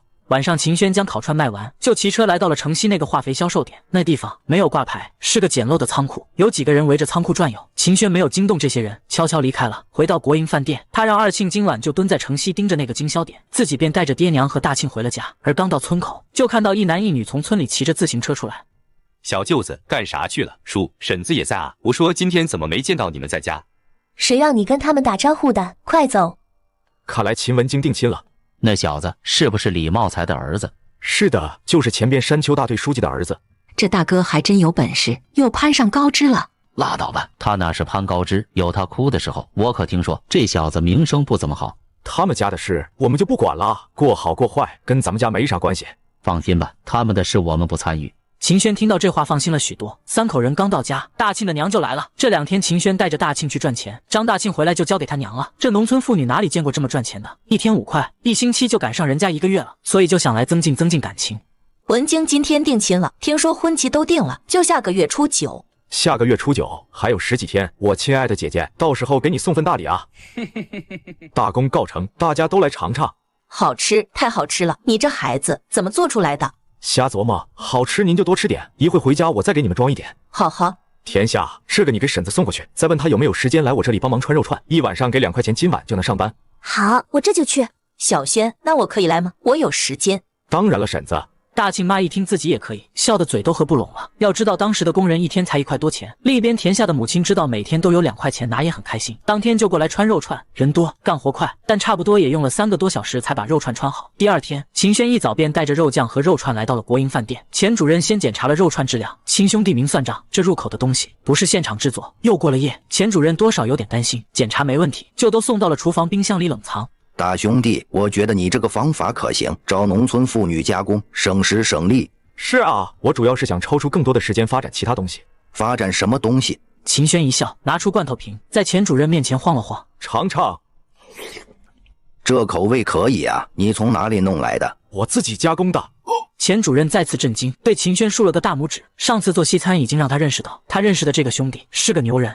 我想托你帮个忙，给这玩意申请办查的手续。这是要大干？当然，这玩意放在哪里都能卖钱。现在厂里工人每天吃食堂，早都腻歪了，时不时的来一勺子这个，也算改善生活了。那你算找对人了，这玩意办手续我有熟人，不过现在好像发放的不多，只是试点。好办，就不找你帮忙了。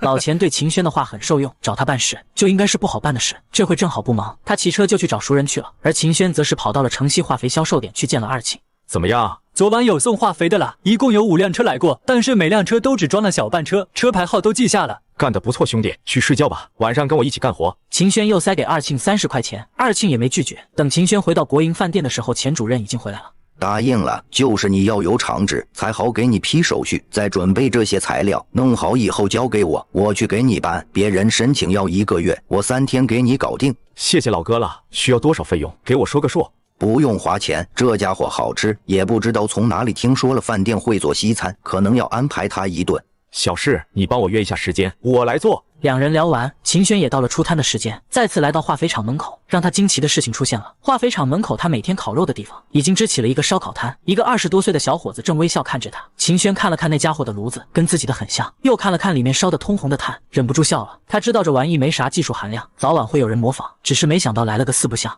给我来20串。好的，厨子，稍等。摊主微笑回应，还向赵强眨眨眼，明显又是赵强找来找秦轩麻烦的。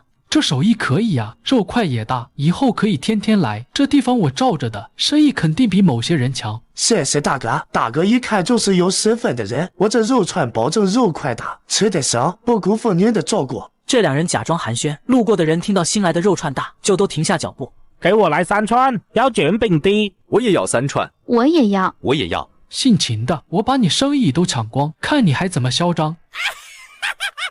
这啥玩意，这么难吃啊？没熟，老板，你这是烤的啥玩意？都不熟你就给我吃。看着吐出的肉串还带血丝，气得赵强想掐死胡兵。不用想他就知道，这个家伙没按他的要求在家练。没熟嘛，都快烤焦了呀！把我钱退给我，我不要了。我的也退了，你正好还没给我卷。有交了钱没拿到肉的也说话了。远处秦轩微笑看着旁边发生的一切，赵强看向他，他还给赵强伸了个小手指。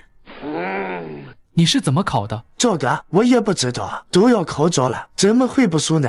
这个家伙着急解释，都忘了隐藏身份了。赵强一听这人喊他赵哥，更气了，赶紧撇清关系，让这家伙退钱。退钱？麻辣的，收拾摊子滚蛋！这胡兵哪里敢不退钱，给所有人退了钱，便开始收摊。嘿兄弟，炉子卖不卖？我回收。滚蛋！不卖就不卖，怎么还骂人啊？你家大人没教你礼貌吗？胡兵一听，火气更大了，把炉子往地上一扔，就冲向了秦轩。可是炉子里的煤炭还没有完全熄灭，他这一扔，直接迸飞，躲闪不及的人被烫得嗷的一声，四处乱窜，其中就有赵强，他裤子被烫了个窟窿，抖着腿在地上蹦跳，疼得龇牙咧嘴。厂门口的2个保安一看自己队长受伤了，赶紧过去查看。看我干啥？麻辣的，给我打！2个保安把傻眼的胡兵放在地上开始暴揍，一看打起来了，几个受伤的也冲了进来，把胡兵打得鼻青脸肿才停手。你把炉子卖我不就没这事了？战斗结束后，大家还是到秦轩这里来买肉，没有对比，永远不知道哪家好吃。这么一比，秦轩的生意更好了。时间来到晚上，秦轩让大庆带着父母先回家，自己和二庆、孙三蹲守在西城的化肥销售点，他们要等销售点的负责人丁奎。没一会，那丁奎就拎着一个破麻袋，骑着自行车就出来了。他先是去了附近一个土坯房的院子，再出来，手里麻袋已经不见了。秦轩让二庆跟上他，又等了一会，一个中年人拉着一个拾荒的板车出来，朝着化肥厂方向走去。到了化肥厂家属院，停在一个家属院平房门口，拎着麻袋就进了院子。秦轩断定麻袋里是钱，这应该是放钱的地方了。留孙三继续蹲守，自己则跑到胡同口打听赵厂长家怎么走。秦轩猜对了，这家正是赵副厂长家。这赵厂长胆子挺大，竟然把钱放家里。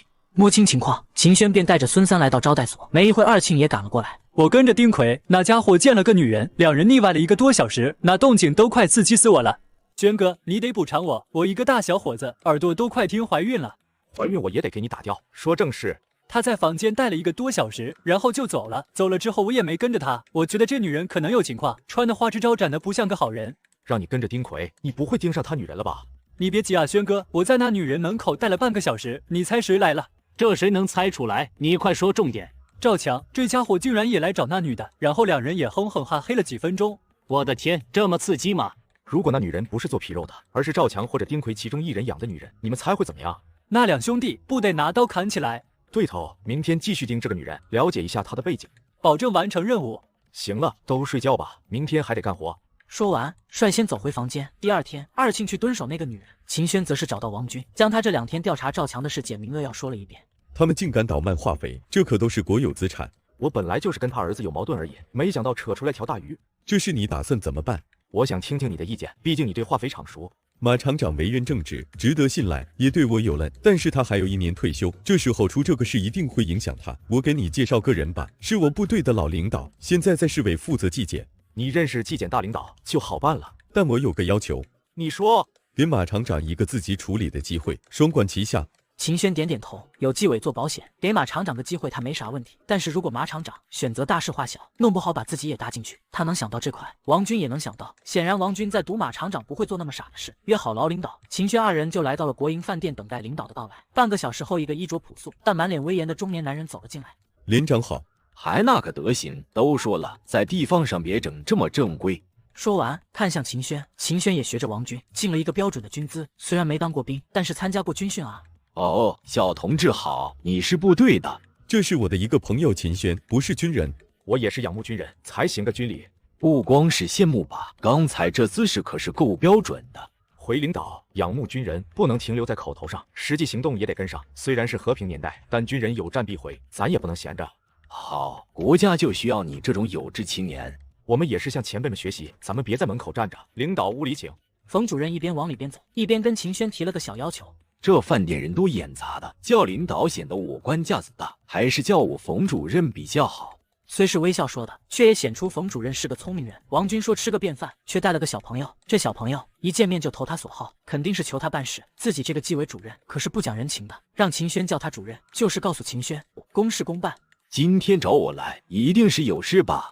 的确是有事找领导，但这是不涉及个人，是维护国家利益的事。一听说维护国家利益，冯主任放下筷子看向秦轩。秦轩整理了一下语言，就把这2天调查的事情说了一遍。这些人把化肥厂当成自己家的了。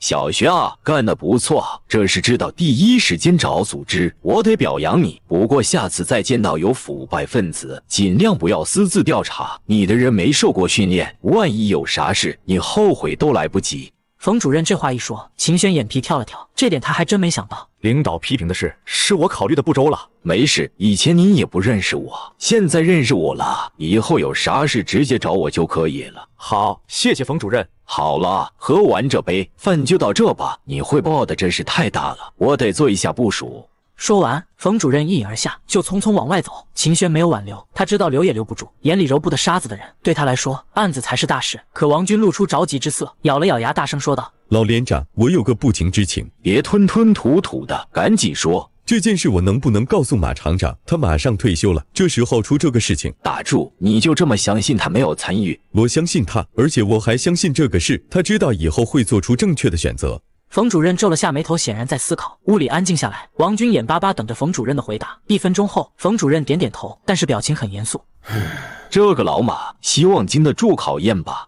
按照程序，我说的话，冯主任也得需要时间验证，所以马厂长那边还有一点时间。王军点点头，但他显然已经食之无味了，匆忙吃了几口也走了。看着剩的菜，秦轩摇头一笑，把在外面烤串回来的大庆还有孙三叫进来，一起造起来。秦轩看着孙三衣服上补丁落补丁，轻叹了口气。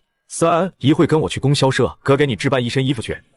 孙三鼻子一酸，有点想哭。他从小没吃过什么好吃的，但这几天跟着秦轩，简直就是吃香喝辣。现在竟然还要给他买新衣服。谢谢轩哥。熊样，走了。三人走出包间，大庆去干活了。秦轩刚带着孙三出国营饭店，就碰到了熟人。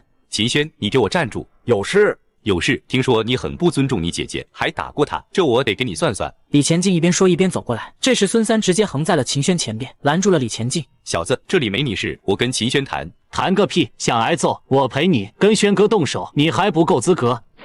走吧，别惹事。不行，今天必须得跟他算账。秦轩是男人出来单挑。虽然李前进有点慌，但在自己女人面前怎么能怂？秦文京确实吃这一套，对李前进的表现很满意，而秦轩却是忍不住想笑。一个只知道吃喝玩乐的怂包，竟敢跟他单挑。来，单挑，谁逃跑谁是孙子。秦文京一看真要打，赶紧拦在了两人身前。他可是知道秦轩的厉害，打起来李前进肯定吃亏。我今天和他领证了，我大喜的日子能不能不动手？打不打问你男人，约架的又不是我。下午还要陪我买新衣服，你要打架，我就不去了。去，当然得去。今天我大喜的日子，不跟你计较，改天再约。说完拉着秦文京就走。孙三看秦轩没有阻拦，也就没多说什么，牵过自行车就带着秦轩向供销社方向去了。巧合的是跟李前进两人去的一个方向，还都是去买衣服的。穷的叮当响，还进供销社，你们能买得起啥？进去也是丢人。一边轻蔑地说着，一边掏出自己兜里的4张大团结。秦轩轻蔑一笑，就带着孙三进了供销社，选了3套合适的衣服。孙三隔着塑料袋摸了摸，拿了其中一个，都没在身上比。一是因为孙三怕弄脏了，二是站柜台的营业员不允许他贴身。给我也来一个。营业员没说话，把孙三挑剩下的那俩扔给他。这2个被那个乞丐摸过了，谁要啊？这供销社的服务有待提高啊！乞丐也进来买衣服。爱买不买，不买拉倒。还有你们摸过了就不能退了，付钱吧。显然，营业员虽然对李前进没好气，但是他的挑拨却成功了。秦轩付了3块钱，转头便看向孙三：“就在这换，大了再买个小的，小了咱就再买个大的。”切，打肿脸充胖子。这种鞋子40到44也各来1双。营业员有些诧异，但是看到秦轩已经买了衣服，也就把鞋子拿了出来。秦轩刚伸手去拿其中1双，可有只手比他还快。这鞋子真好看，给我来1双42的。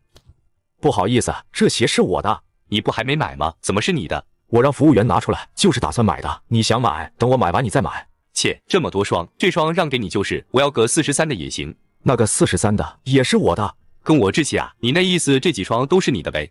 你说的没错。太不要脸了，这15块钱1双，吹牛逼你也得看看自己的腰包。你要有钱买这么多，我把我的鞋吃了。这时秦文京也走了过来，对李前进刚才的话很赞许。他觉得秦轩再能赚钱，也不可能短短几天内就能赚到75块。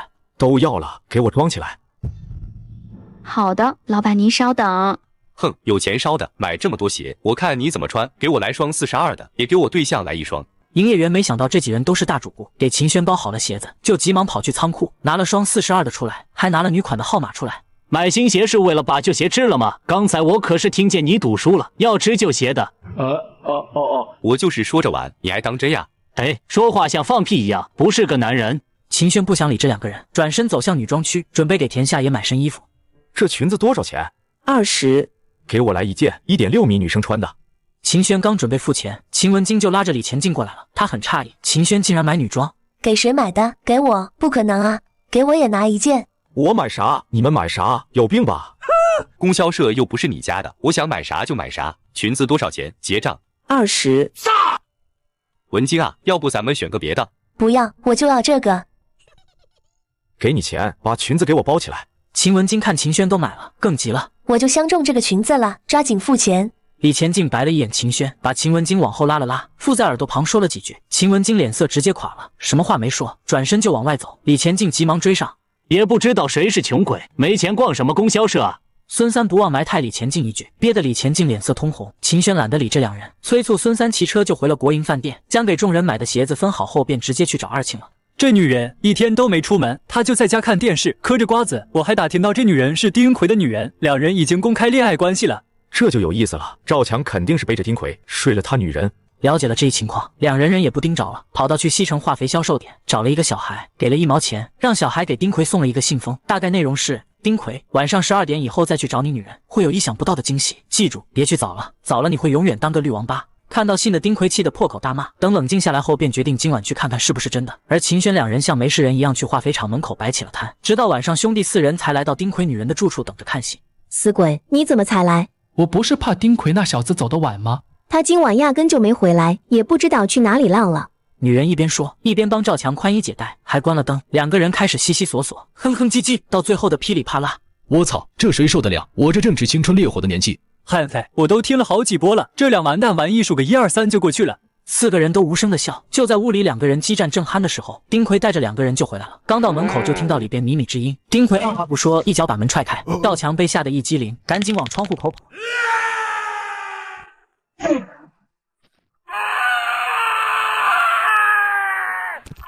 麻辣的，我弄死你！小葵。丁奎一激灵，这一声小葵喊得太熟悉了，他赶紧走到门边，把灯打开，看到眼前的男人是自己表哥，丁奎直接懵了。为什么？为什么？说着，丁奎上去就是2个耳光。怪不得天天要求我后半夜一定要守在仓库，妈的，是为了给你找地方。别打了，再打就出人命了。麻辣的，你个烂货，竟然勾引我表哥，你对得起我吗？说着就冲过去，骑在女人身上抽打。趁着这个功夫，赵强努力站起来，捂着自己伤口往外跑，只是刚下楼就倒下了。这时秦轩也从暗处走了出来，本来他是想今晚看哥俩大战，不管是谁输赢，他都会把赵强套上麻袋打一顿，但是结果出人意料，丁奎竟然这么狠，进屋直接动了刀子，这明显是要置人于死地。你赵强明显认出了秦轩，气得想说什么，但张嘴却说不出来话。而秦轩一笑，什么话没说，做了一个小手指向下，然后又摸脖子的动作。这是赵强2天在厂门口不停向他做的挑衅动作，秦轩都如数还给他。走，我们快点离开这。第2天一早，秦轩刚吃完饭，杨书记就来找他了。公社林书记已经同意了，公社全力支持，而且这块地将来都可以转成工业用地。秦轩没想到杨书记这么上心，昨天才让杨书记帮他申请用废旧的知青点建厂，今天就有答案了。谢谢您，杨书记。对杨书记表示了感谢，秦轩就带着3兄弟来到了知青点。兄弟们，以后这里就是我们的根据地了。什么根据地？我要在这里建一个食品厂，你们好好干，干好了我给你们分股份。那我们岂不是都能当工人了？当工人还是当老板，那得看你们自己。今天不出摊了，抓紧跟我一起打扫吧。 4个人忙活起来，因为大半年没住人，里面很脏，所以一直打扫到晚上才收拾的差不多。这时下班回来的田夏也给众人带来了2个消息：赵强抢救无效死亡，赵厂长也被抓了。听厂里员工说，马厂长是带着保卫科在医院抓走的赵副厂长，当时赵副厂长正抱着赵强哭呢，而且厂里也抓了不少人，听说都是与赵厂长一伙的，盗窃厂里化肥。这个马厂长也挺狠的，都不让人家送自己儿子最后一程。 不过这些事不是秦轩关注的重点，他的心思都放在厂子里了。接下来几天就是装修，一忙活1个礼拜过去了，其他人都各司其职，但只有秦轩每天傍晚都会消失1个多小时。你白天那么多活，晚上就不要来了。那不行，天黑的越来越早，你下班天太黑了，不安全。那新开厂子用钱的地方多，不用每天都这么吃吧？我觉得1周吃1顿肉就够了。那不行，光猪蹄每周都要吃2顿。啊？为什么？不为什么，必须得吃。 秦轩一边说着，一边看田下某处。虽然看着不小，可谁又不希望更大呢？你个流氓！2人在路上打闹着，很是开心，而有人欢喜，有人忧愁。另一边的秦家院子里就个个唉声叹气。有钱有啥了不起？就他那个学历，那个智商，要不了多久就得赔光。我看也是，毛都没长齐，还学人家做生意。关键是村子里那些人全都向着他们说话，还说我们有眼无珠。曾经被我们看不起的长工，还有废人要开厂子了。夸就夸呗，碍不着我们啥。关键是嘲笑我们，有些丢人。再他妈丢人还有你丢人，滚回屋里去！以后娘说话你给我少插嘴。秦丽恶狠狠地瞪着杜三巧，他一听到丢人这个词就想原地爆炸。这些天他都不敢出门，一出门就觉得那些人在窃窃私语，称呼他为活王八。千金，你能不能干点正事？明天你去城里看看秦轩干的啥，学一学他怎么赚钱的。他不是天天在知青点建厂子吗？我是说他安排的那几个小年轻每天都去城里赚钱，你去查一下，看看他们怎么赚钱的。我明天陪你一起去。最好把他的生意搅黄了，咱们家自己干。说干就干。第二天，李前进两人就在二庆摊位的不远处观察，二庆也没搭理他们，不过回去便将这件事告诉了秦轩。没想到赵强死了，又来一个。好了，都累了一天了，回家休息吧。二庆离开，秦轩便准备回房休息，可刚进屋就听到父亲大吼一声：“跪下！你是不是跟田夏处对象了？”老爹怎么发现了？今天田夏自己回来的呀。怎么不说话？敢做不敢当呀？爹，我跟田夏没处对象啊。你不要跟我撒谎，别人都看到你跟田夏在城里回来的路上有说有笑，而且还牵着手，说你在泡你的姑奶奶。听谁说的？我割了他舌头，我就是接田夏下班，送了点吃的，什么时候牵手了？无风不起浪，你最近傍晚骑车出去，是不是为了接田夏？是，我担心他一个人晚上走夜路不安全。用你担心，人家有哥哥有父亲，用你操的哪门子心？你是不是对人家有啥想法？我本身还觉得理直气壮的秦轩，他娘一这么问，立马就不知道怎么回答了。秦林刚有点熄灭的火焰又疼得冒起来。臭小子，那是你姑奶奶，你有这个想法也不行啊！这赚了几天钱，尾巴翘上天了，啥都敢想。爹，叶安感情的事情我控制不住。我说实话吧，我从小就喜欢他。哼，小轩别再气你爸了，你们差着辈分，这要放在以前就是灭族，唾沫星子都得淹死你们。虽然是一个村的，但我们都不是一个姓，没有血缘关系，不算灭族。爹，叶安，我没说现在就跟田夏确定关系，这件事我们还是顺其自然。我答应你们，我精力都放在办厂子上，赚不够1000万，我不考虑跟田夏在一起。这话一出，两口子瞪大眼睛，觉得自己的这个儿子真敢想。而隔壁院子，田夏虽然没像秦轩一样被罚跪，但父母也跟他谈话快2小时了。哎呀，能，你都问了好几遍了。娘不是怕你吃亏吗？差着辈分走那么近干嘛？以后一定要保持距离。田夏用力点点头，表示他已经听进去了。本以为这件事情能结束了，可另一边秦家可不会放弃这个踩秦轩的机会。明天你们都出去给宣扬这事，让这王八羔子在村里待不下去，最好被所有田姓的乡亲们打出村子，厂子也办不下去。一屋子听到老太太这么说，都露出灿烂的笑容。第二天便行动了起来，而秦轩并不知道这个，大清早的就赶往了供销社进货，一袋袋黑豆，一袋袋辣椒，全都往车上装，6辆马车装的满满当当，一起赶回了厂子。看到这么多粮食运进厂子里，村民才真正意识到，秦轩已经是这个村里首富了，充满了羡慕。而坐在树荫下埋汰秦轩和田夏的老秦太太却脸色阴沉，她唾沫星子都说飞了，就是无人相信，更有人说她这是又想害自己孙子。而秦轩可不知道这些，他组织人卸货，又把所有人集合到一起。我现在教大家做豆豉，谁学得快，做得又好，谁将会得到奖励。一听到奖励，大家眼睛都亮了。看目的达到，秦轩开始讲解步骤。厂子里异常的热闹，秦丽家却异常安静。一家人都坐在院子里，他们期待秦轩被骂、被赶出村的情况没有出现，反而还都在巴结他。这些人为了能到秦轩厂子里去上班，祖宗都不要了。现在没有人敢得罪他。文静，你确定他就弄烤肉串赚的钱？我确定。李前进还买了几串，我尝了，确实挺好吃。哼，好吃不让李前进给我买点？当时光想着学他们怎么烤的，哪想起这么多。再说您牙口不好，给您买了您也嚼不烂。我嚼不烂，文涛总嚼得烂吧？你个死妮子，即便嫁到他老李家，你也得分清哪边近哪边远。行了娘，重点是文静，你学会了吗？很简单的，我一看就会。那还等什么？明天我们就跟他竞争。那得需要不少钱，买炉子、买肉，还有木炭，还有佐料啥的。秦文京一边说，一边看向自己的奶奶，期待老太太往外拿钱。老太太皱了皱眉头，一说往外出钱就有些心疼。得要多少啊？差不多得50块钱吧。那能需要这么多？你是不是当我傻？奶奶，我怎么会骗您呢？您不知道，那木炭很费钱，还有特殊的调料。老太太很是不舍，但是还是叹了口气，拿出了50块钱递给秦文京。秦文京笑盈盈的接了过来，他早就算过了，成本也就20块钱就能干，闭着眼睛赚老太太30块。再说了，他明天找李钱进出成本钱，连20都是自己的。明天去找李前进，让他跟你一起去，这钱让李家出。再有1个礼拜就到了结婚的日子了，李前进回家准备结婚用的东西了，没空跟我去。没空也得抽空，这事就这么定了，明天早上你就去找他。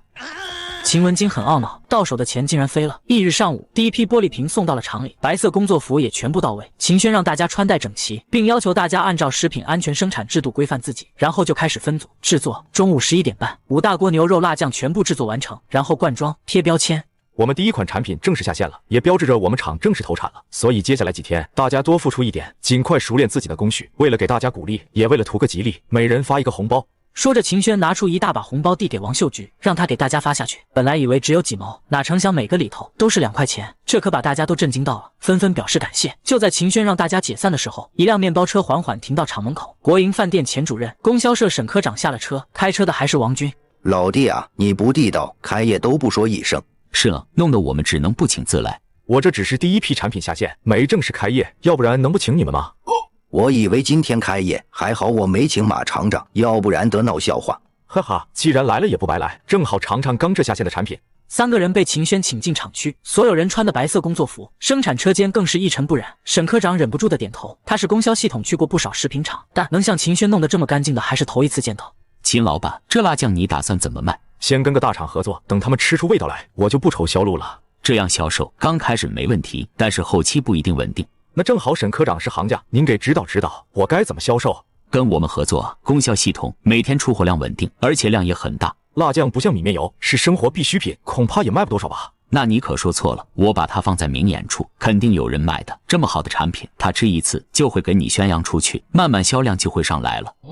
沈科长考虑的不错，只要放在明眼处，肯定会有销量。可是沈科长，我这个产品要统一零售价，不知道供销系统能不能接受？这个不太好办，你为什么要统一价格？供销系统当大爷当习惯了，国营大厂可以要求他们，秦轩这种小厂还想牵着供销社鼻子走，那他们怎么愿意？接下来几年，国家经济飞速发展，会有很多的私营企业成立，这其中会有商场、批发部，甚至将来会出现自选超市。我现在不规范价格，到时候再规范那就比较难了。同时，各个销售点销售价格不同，也会给老百姓造成不好的消费体验。秦轩一番话说的有理有据，让沈科长陷入沉思。他不明白超市是什么东西，不过自选2个字他明白了，这是一个大胆的想法。但是供销系统的零售价如果由供货商定价，需要汇报。我是真想现在就拍板跟你合作，但是你要求由你们定价，就不是我一个人说了算了。没关系，沈科长，我再给你介绍一下返利，您看合不合适再做决定。我打算零售价定在1.5元，给咱们供销系统的返利是3毛，这是不是有点太高了？您指的是定价还是返利？都高，1斤面才2毛多，你这一瓶辣酱就1块5，不好卖吧？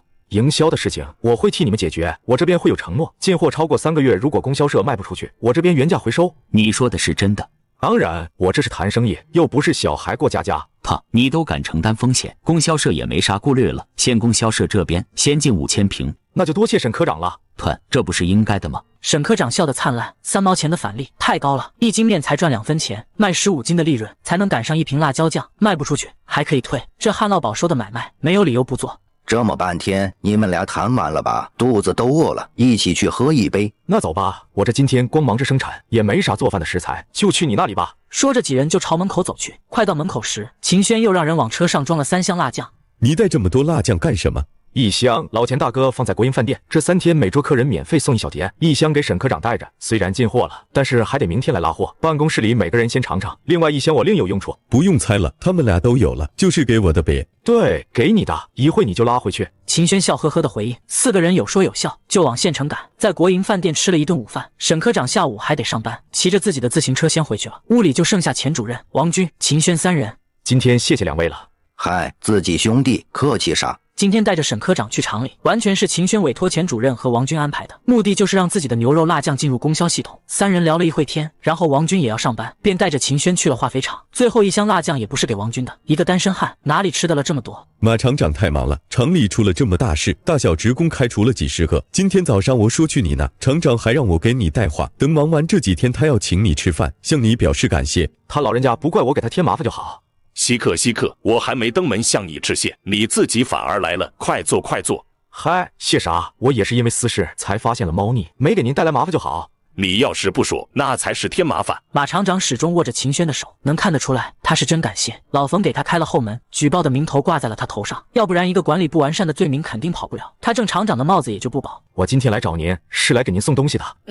王军大哥应该跟你说了，我办了个食品厂，今天刚下线第一批产品，带过来1箱给您尝尝。你这太客气了，生产的什么？我看看。马厂长走到了箱子跟前，王军赶紧打开，拿出了一瓶辣酱递给马厂长品尝。真香，这味道还很有嚼劲，这是你自己研发的吗？是的，这玩意就是配馒头、米饭吃的。